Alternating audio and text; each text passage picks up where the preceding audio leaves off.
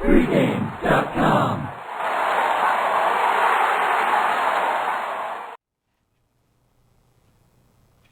Philadelphia at St. Louis. This is Stephen Nover's video best bet. And Stephen, just want to make the note that every week you're going to have a video best bet. I'm going to have a video best bet. We have one play obviously every week that's going to be a better best bet. That's going to be on our premium service. But each week we're going to do battle and have a video best bet, and we'll see how the dust settles at the end of the season with our records. You got a head start because you weren't here last week. I went 0-1. So. Oh, okay. Yeah, so you got to. It's always nice start off leading when I haven't even. You've got a half a game lead. You haven't made a pick yet. But this is your video best bet. Philadelphia goes into St. Louis. Michael Vick, the big contract signing, during the preseason, gets the extension. St. Louis Rams went to the final week of the season last year with a shot to go to the playoffs. Nobody seen that coming last year. This is your best bet. Tell me why and who. Well, this whole offseason dominated by the Eagles with their offseason splashy signings, and they did bring in some good players, particularly on defense. Who's on every magazine cover? Michael Vick. What you're not seeing and reading too much about on the Eagles side is offensive line and transition. There's problems on that offensive line. They're not ready for football. We talked about it on earlier videos, Marco, about teams that have shaky offensive lines, don't have chemistry yet. Mm-hmm. Eagles are a prime example. Eagles have other areas of weakness that you're not hearing too much about. Linebacker, very weak linebacking core. They've added some big names in their secondary. They better shore up that secondary. They gave up a franchise worst 31 touchdown passes last year. They had the worst red zone defense in the last 25 years. So it needs a lot of shoring up. How did they make the playoffs last year? Michael Vick had a phenomenal year. And now, who's their defensive coach now? Defensive coordinator? A gentleman by the name of Juan Castillo. I believe their offensive line coach. He has no defensive experience in the NFL. I say that the Eagles have yet, it's been a couple years now, have not adequately replaced the late Jim Johnson as defensive coordinator. That their defense is not nearly as dominant, as fierce, as respected as it was when he was their longtime defensive coordinator. The flip side of this handicap, Rams, under the radar. They tremendous young quarterback in Sam Bradford. He was your rookie of the year, passed for over 3,500 yards. He'll go over 4,000 this year. He is a tremendous talent, and they've upgraded their wide receiver core. Again, under the radar because they didn't have any flashy, didn't sign any big-name, so-called big-name wide receivers like a Plaxico Burress or anybody like that. But they brought in some really players that I think are pretty good. This Amendola, Gibson, Mike Sims-Walker, not your A wide receivers, but guys that are better than perceived. They have they're going to have a great tight end in Lance Kendricks. He's from Wisconsin, my neck of the woods. He's very good at it. It's a great preseason, and he's going to be a surprise. Another surprising thing about the Rams, Marco, their offensive line, good or bad? It's good. Mm-hmm. It's a good young offensive line that's coming along. Defensively, much improved from 2 years ago. I think they cut their point total down on defense from down 7 points, their yardage down 40 yards. It's going to keep improving. That's Spagnuolo, the head coach, with the background as a defensive coordinator of the Giants in their Super Bowl winning season. They're going to be an improved team. They're in a great ambush spot here. Eagles going on an off surface, opening game for the Eagles. The following week, Philadelphia, marquee matchup, Michael Vick returns to Atlanta. That's going to be a big storyline in week 2. But this is week 1. The Rams are under the radar. They're hosting the Eagles. Eagles very overrated, over-publicized. Rams win straight up. Well, I can't disagree with you. This Philadelphia Eagle team, a lot of people are making, comparisons to them with the Miami Heat, signing all the free agents and trying to buy, Super Bowl.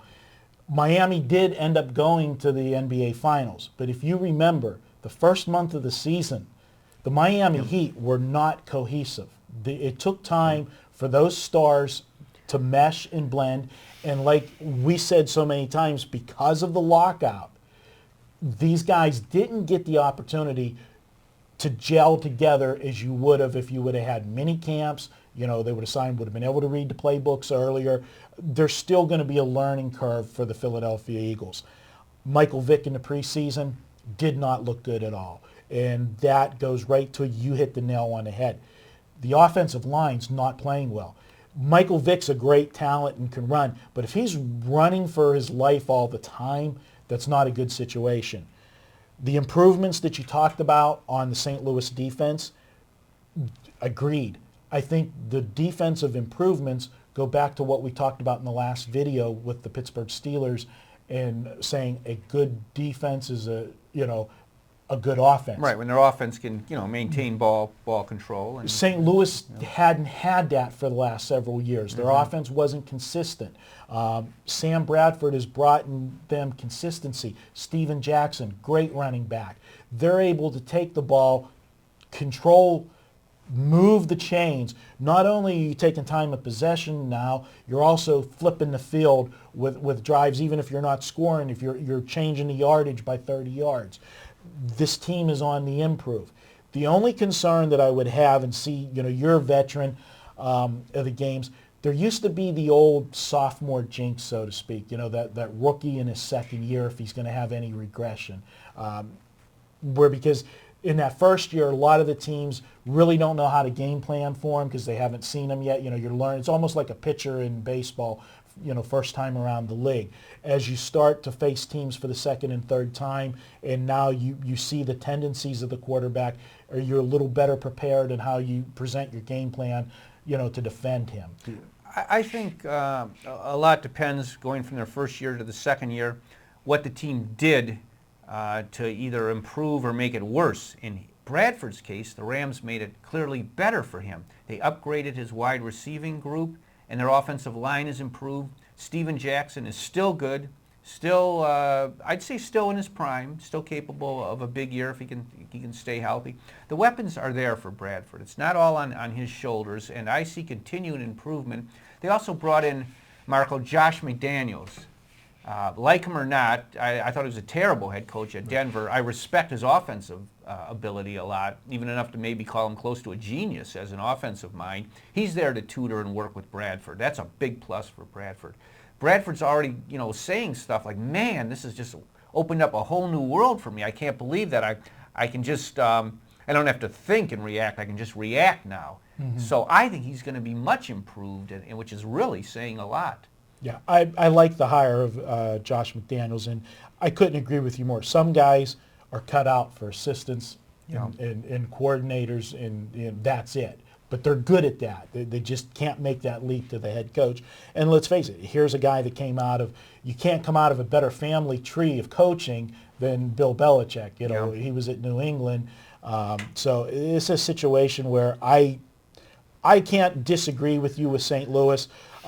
Expectations for the whole season on St. Louis, hopes are high there, and it's a division that's, they've got an opportunity. I mean, it's not a solid division. Well, that's understating it. It's by far the worst division in football. The bad news for the Rams is a murderous first 7 games.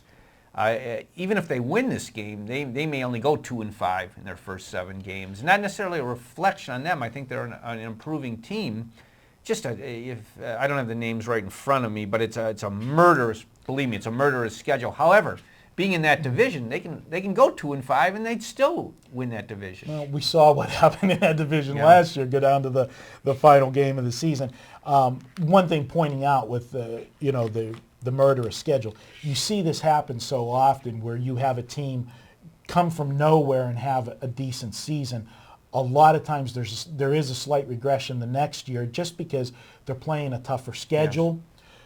Yes. Because they did do well last year, all of a sudden now your opponents this year aren't viewing you as a look past. Now they're taking you seriously, where a lot of the games last year, there's spots you got to admit that people looked at St. Louis and looked past them at the beginning of the season. And I still think that's the case. I think where you have a Tampa Bay, which won 10 games based on their easy schedule last year, they couldn't beat a winning team. They compiled their double-digit wins against losing teams. Teams are not going to look past Tampa Bay because they know they're a 10-win team. I still think the perception is that the Rams play in a terrible division. They're still not a very good team. They have a good quarterback and some promise, but they're still going to look past them. I think Philly is going to look past them. In situation 2, you're going to have value fading Philly, I think, in the beginning of the season because public perception is going to outweigh what they're actually doing on the field. We'll see after the first couple weeks if Vegas makes adjustments. But right now going in, there's definitely a bias to the Philadelphia Eagles because of the signings, because of Michael Vick. I mean, let's face it, is there anybody more talked about than Michael Vick probably right now in the NFL? Right, he was on the cover of all the magazines. We can also judge this too by the line movement that's come in. We're shooting this midweek. Well, opening numbers were, and these go far back since this is week 1. I was seeing 5.5. Eagles minus 5.5. So I was holding back, thinking, well, I'm going to wait to near post. Public's going to get involved. They're going to push this number up. Money's already come in, and it's come in on the Rams. That number is down to 4.5 at some places. That's not public money. That public money is going to come in, on the weekend. That's wise guy money. I think you got to respect that. Yeah, anytime, and I actually talked about this on my Betting First Look this morning. When you get money early in the week and it's on an underdog, 2 things.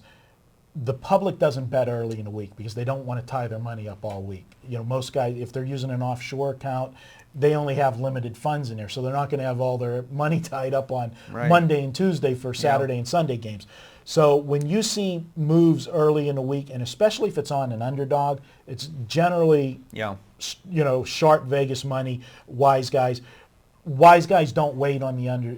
If they're betting an underdog early, they're grabbing the number. They like it at that number. They're happy. They want it because most of the time, people are going to bet the favorites. They would wait later in the week, and if they're jumping early, they really like the dog. It would be my advice then, based on this early line move, to get down now. Even if you can't get a 5, take a 4.5. There's no difference between a 4.5 and a 5. Just if the movement continues and there's some steam on this, it gets down to 4. Well, then you're losing a key half point. So 4.5's fine. I'd make the move now if you think the Rams are the right side. All right, your official projection? Rams to win the game straight up. 24-21. 24-21. Okay, I'm going to agree with Stephen. It's not my best bet. This is Stephen's best bet. 24-21. He's calling the Rams outright. We'll see how Stephen does with his best bet. We've got one game left. We're going to take a look Monday Night Football. They got a doubleheader on Monday night. Wish they had that every Monday night, a doubleheader. That would be good. Why push them all practically on Sunday? Why don't you have 2 on Monday? One starts our time, West Coast time, 4 o'clock. The next 7 o'clock. Why don't you call the commissioner and, Yeah, I wish I had his ear. Yeah, okay. We'll do that. I could play poker longer because I like to play poker and watch the Monday night game. So doubleheader, that's more poker time. We'll be right back. We're going to look at the late game on Monday. Oakland Raiders at the Denver Broncos. That's the one everybody's waiting for on Monday night. We'll preview that next.